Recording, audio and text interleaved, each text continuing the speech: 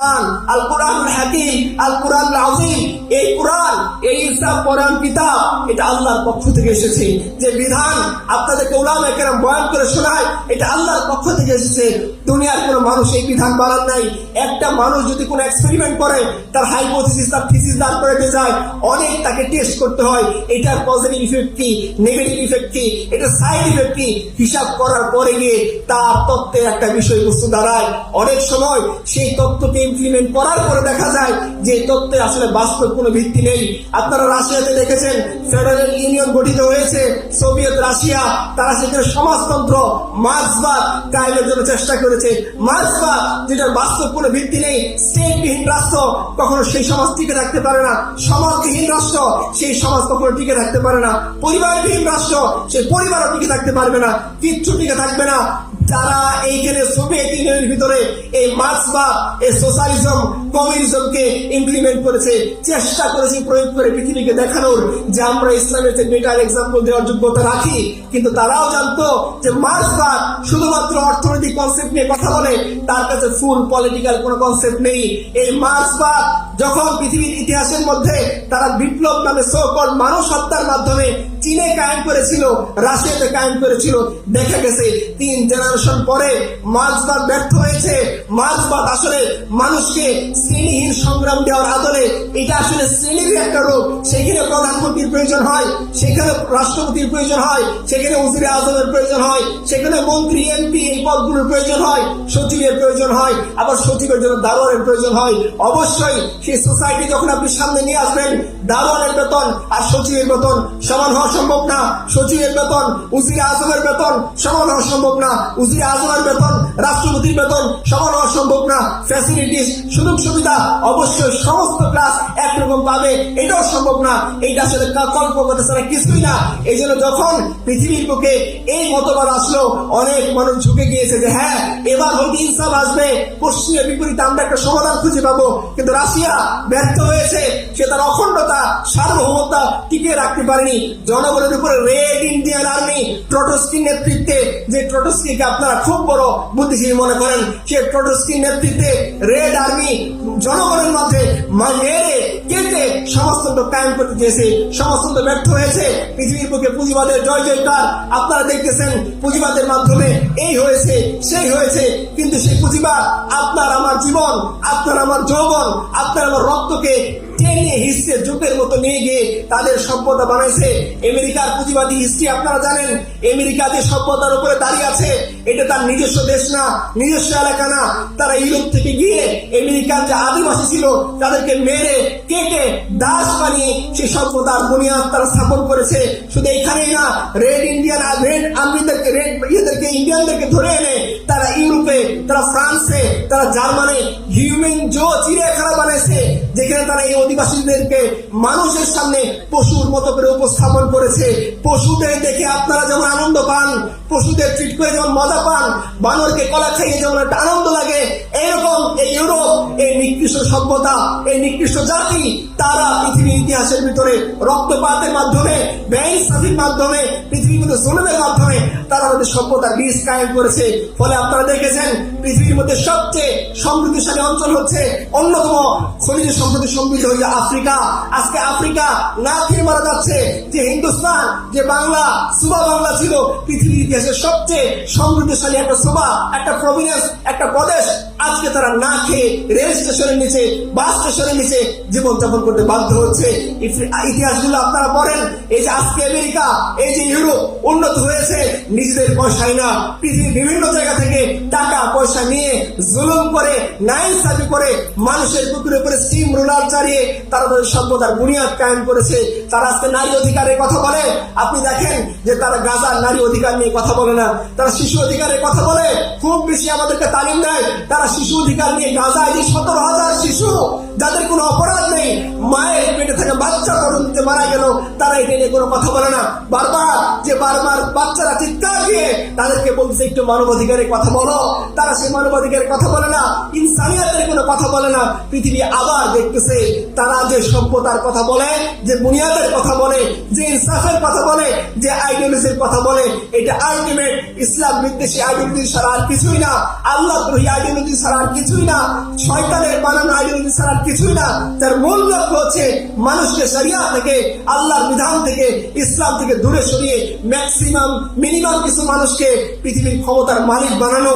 আজকে তারা আমাদেরকে শিখাবে দুটি সন্তানের বেশি নয়। ইলন মাস্কের বাচ্চা দেখেন, আপনি মুকেশ আম্বানির বাচ্চা দেখেন, পৃথিবীর যত ধনী ধনী মানুষ আছে দেখবেন তাদের পরিবার আছে, বাচ্চা আছে, দুই সন্তান আছে, সুন্দর একটা জীবন আছে।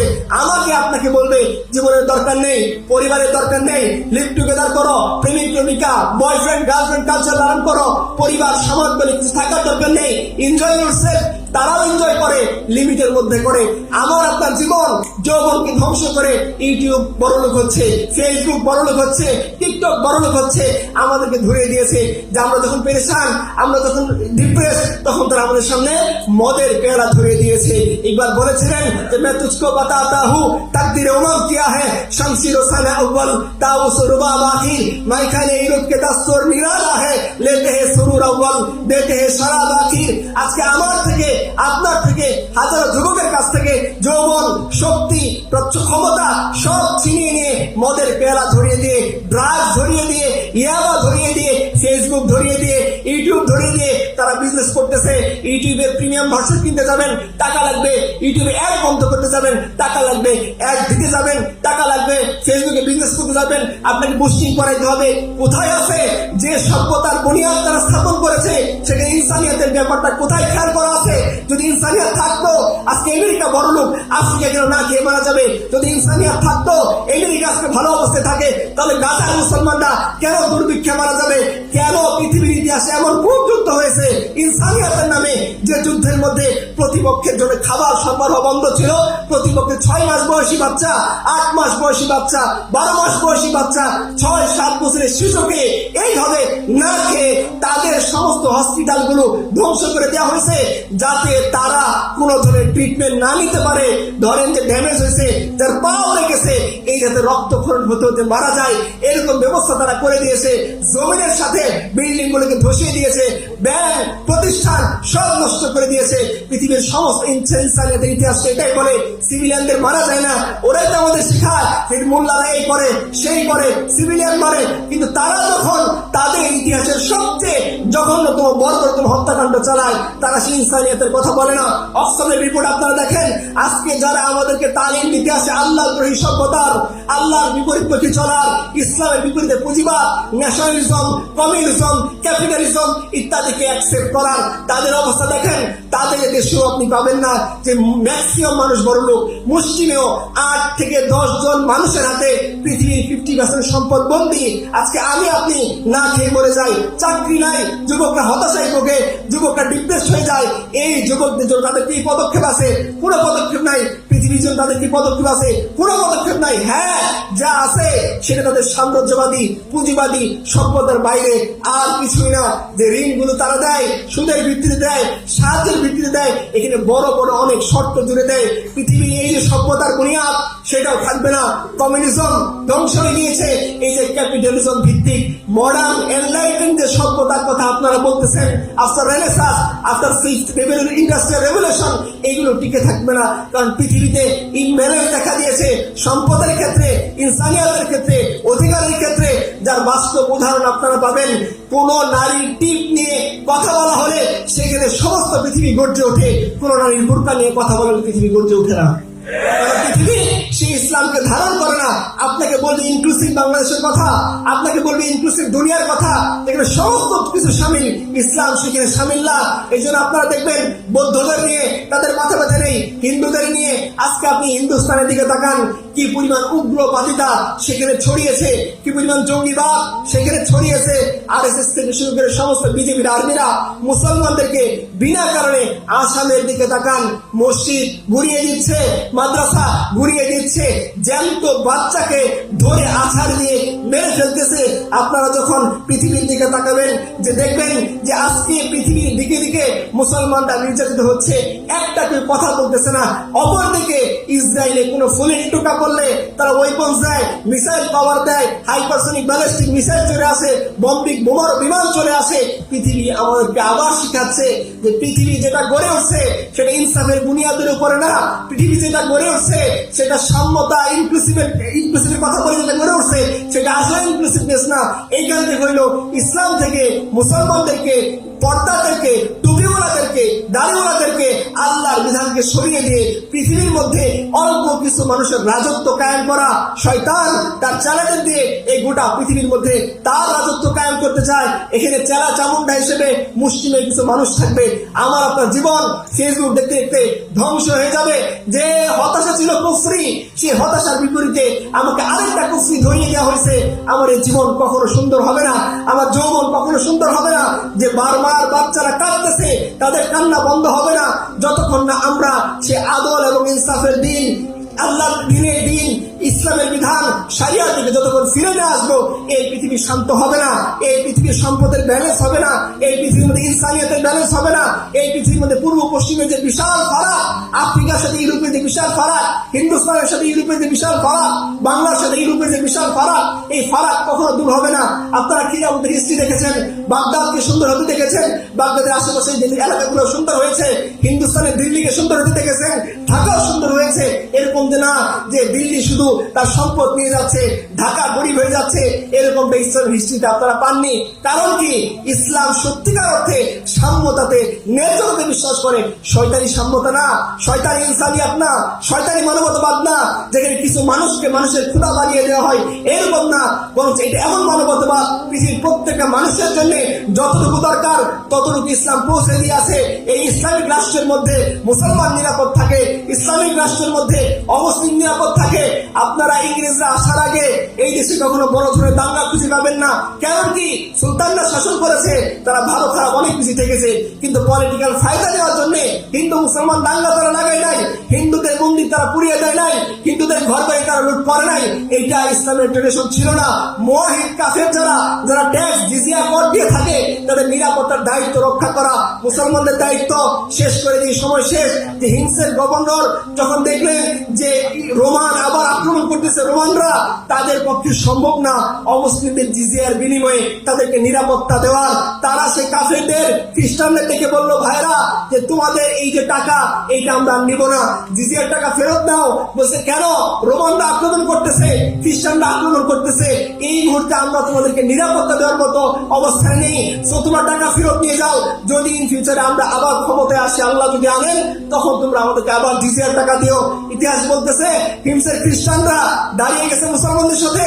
প্রিয় ভাইরা, তোমরা যেও না, আমরা পৃথিবীর ইতিহাসে এমন কোন শাসক পাইনি, আমরাও খ্রিস্টান, রোমানরাও খ্রিস্টান, তারা আমাদেরকে শাসন করেছে, কিন্তু তারা আমাদেরকে এমন কিছু দেয়নি যে খ্রিস্টান হওয়া সত্ত্বেও আমরা জুলুমের মধ্যে ছিলাম, না ইনসাফের মধ্যে ছিলাম।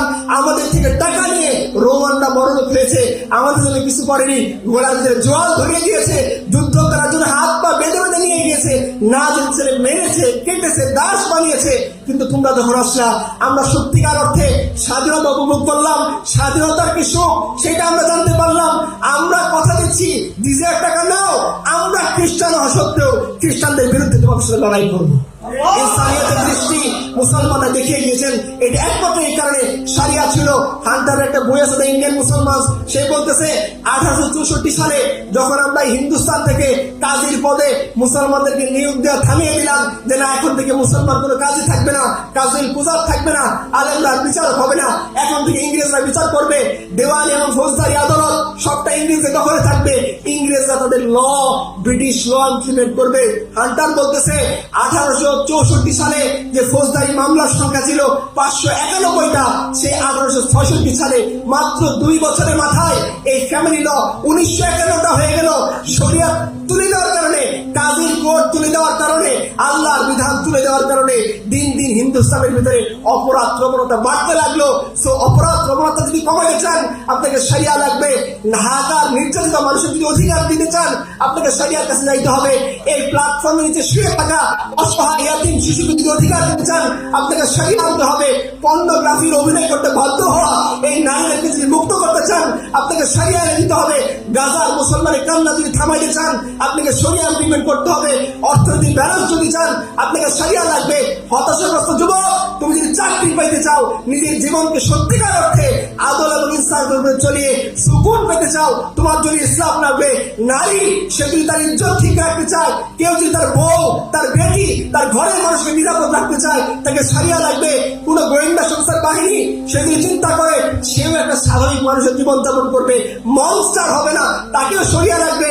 আপনারা দেখেছেন তাজুল ইসলামের ইন্টারভিউ, সেখানে সে বলেছে যে এমন মনস্টারের কাহিনী আমরা পড়েছি, সে 1020 জনের বেশি মানুষকে কাছ থেকে শুট করেছে। যখন তার মাথা থেকে মগজ বের হয়ে আসতেছে, তখন তার এই উৎসব অনুভব করে তার শান্তি ফিল হইতো। রক্ত দেখে তার শান্তি লাগতো, রক্ত দেখে সে মজা পাইতো। তার কম, তার জাতির লোককে সে হত্যা করছে। এই যে এই সিস্টেম, এটা মনস্টার বানায়, গ্যাংস্টার বানায়, মানুষকে ইনসানিয়ত থেকে হাইওয়ান বানায়, জানোয়ার বানায়, পশুত্বের দিকে নিয়ে যায়, মানুষকে রব বানায়। যদি এটা হয় যে না, মানুষের রব থাকবে না, কোন নারীর ইজ্জত লুণ্ঠিত হবে না, কোন যুবক হতাশার কারণে সে ফাঁস দিয়ে মারা যাবে না, কোন নারী ধর্ষিত হবে না, 12 বছরের নারী সে পাচার হওয়ার পর 2000 মানুষ মিলে তাকে ধর্ষণ করবে না, একজন যুবক সে রাস্তাঘাটে নিজের জীবন নিয়ে হতাশাগ্রস্ত হয়ে মদ খেয়ে পড়ে থাকবে না, কোন নারী সে বিনা কারণে বিনা অপরাধে কোন কারো চোখ রাঙানির শিকার হবে না, কোন চাঁদাবাজ আস্ত পাথর গিলে খাবে না, চাঁদা না দেওয়ার কারণে কাউকে ধর্ষণ করে সেই ভিডিও পাবলিক প্লেসে আনা হবে না। যদি পৃথিবী এরকম আদল চায়, ইনসাফ চায়, হিন্দুরাও যদি চায় যে ব্রাহ্মণের অধীনে নির্যাতিত হবে না, তারাও পলিটিশিয়ানদের এই সমস্ত নোংরা খেলার শিকার হবে না। বৌদ্ধরা যদি শান্তি চায়, তাদেরকে অবশ্যই সেই সিস্টেমের মধ্যে আনতে হবে, যিনি বুদ্ধের রব, যিনি হিন্দুর রব, যিনি মুসলমানের রব। সে আল্লাহর পক্ষ থেকে দেওয়া বিধান যদি পৃথিবী ইমপ্লিমেন্ট না করে, এই পৃথিবী কখনোই সুকুন এবং শান্তি খুঁজে পাবে না।